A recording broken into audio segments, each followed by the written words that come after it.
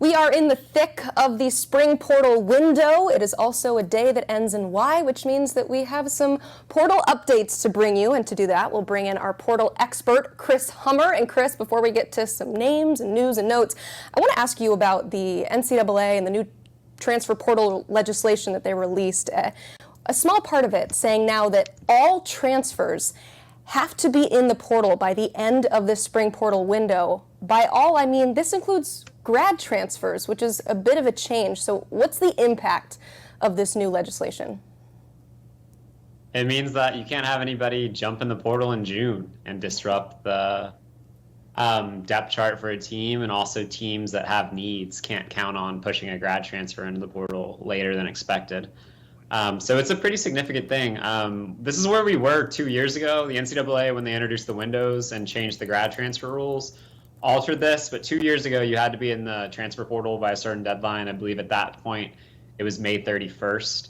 Now it's a little earlier. So this is a pretty significant change. It means that after May 1st, you won't really see any more new names in the transfer portal until at least the following season when grad transfers start trickling in again. So the transfer portal in college football should be quiet for at least a little bit once that's done. Wow, that is a big change. Something that will never change, though, is Coach Prime's usage of the portal and having to track and follow all the ins and the outs when it comes with the Buffs program. They're set to have their spring game this Saturday, but per usual, the portal is all that we're talking about. So what's the latest at Colorado? Well, it's never boring, and Deion Sanders is the head coach, and there have been some somewhat surprising names. Dylan Edwards, the running back, entered yesterday. He's somebody that was coming on our radar about entering earlier this week, and he ultimately decided to go in. And that's a pretty significant name if you know Deion Sanders' history and you know Dylan Edwards' history.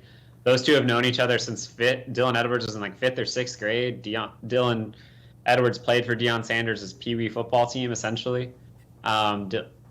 The only reason Dylan Edwards flipped from Notre Dame to Colorado was because of Deion Sanders. So for him to go in the portal is a pretty significant change for Dylan Edwards in his career path.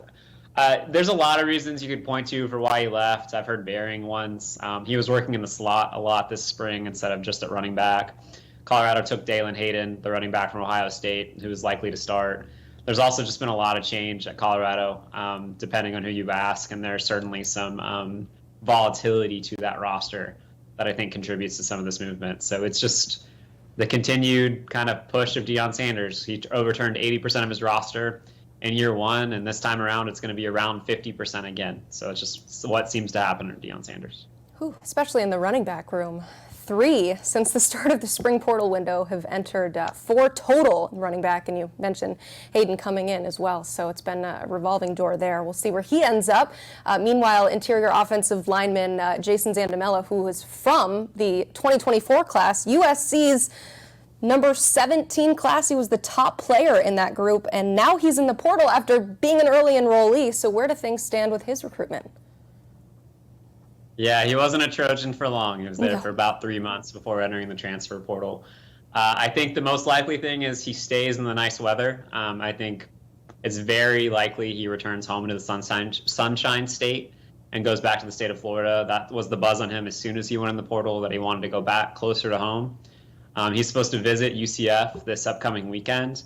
But I think the team to know, kind of looming in the background of all this, is Florida. I believe people in Zandamela's camp would like him to potentially end up at Florida. I think for Florida, it just depends on if there's a spot. So it'll be interesting to see how that shakes out. Florida is actively recruiting him. I would not be surprised if Jason Zandamela ends up on a visit at Florida at some point, although who knows. UCF has been making a big moves this portal season. They could maybe sell him on staying put this weekend, but those are the 2 teams to watch as of now. All right. Meanwhile, quarterback Jaden Rashada coming from Arizona State, now in the transfer portal. Chris, it feels like he's looking for school number 3 based on everything that went down at Florida. I mean, what could be next for him? I'd be shocked if he ended up anywhere but Georgia. I think it's heavily trending in that direction. He's on Georgia's campus right now. I wouldn't be surprised to see movement with Jaden Rashada to Georgia pretty soon. I believe, honestly, I've just put in my crystal ball for Jaden Rashada to Georgia just a minute ago, and so did Matt Zenitz. So I think it's very much trending in that direction. Yeah, and you two definitely know what you're talking about. I've got your tweets on alert right now, and I get lots of updates for both of you. And I'm waiting to hear an update on the transfer running back and Damien Martinez. I feel like he entered a long time ago just based on how highly coveted he's been and the schools that are involved. There's currently a crystal ball in for him to land at Miami. What are you hearing? Well, Damien Martinez had a second in-home visit with Miami just this week. And Miami has been a team that has been linked to him for a very long time, since basically the minute he walked into the portal. He has taken official visits to Arizona and Mississippi State, but his next scheduled official visit is to Miami this weekend. He canceled a visit to Kentucky that was supposed to happen midweek. So that's a lot of kind of threads pointing towards Coral Gables, Florida. And I would be surprised if he didn't end up at Miami based on everything we're hearing at this point. There's still a lot to go. He still has to visit campus. He has to go through the process, but I would turn Miami the favorite here. All right, and while we were on this show, some breaking news from the aforementioned Matt Zenitz. It sounds like former Penn State wide receiver Keandre Lambert-Smith is ending up at Auburn. What's your initial reaction to that news?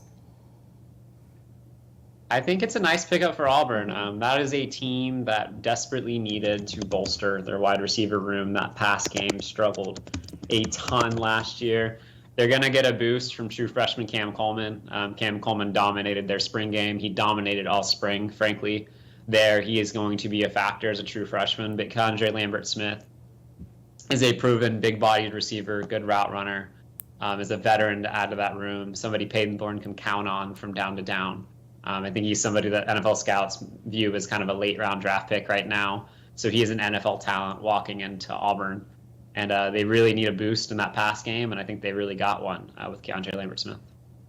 I think looking at Auburn, you can agree that they, as you said, need a boost in the pass game, but they've got the good wide receivers coming in. Now Keandre Lambert-Smith is joining the group, but there were maybe some rumblings that Auburn could be a player for a quarterback in this portal window. But what are you hearing in terms of their want to add another arm or just go with Peyton Thorne?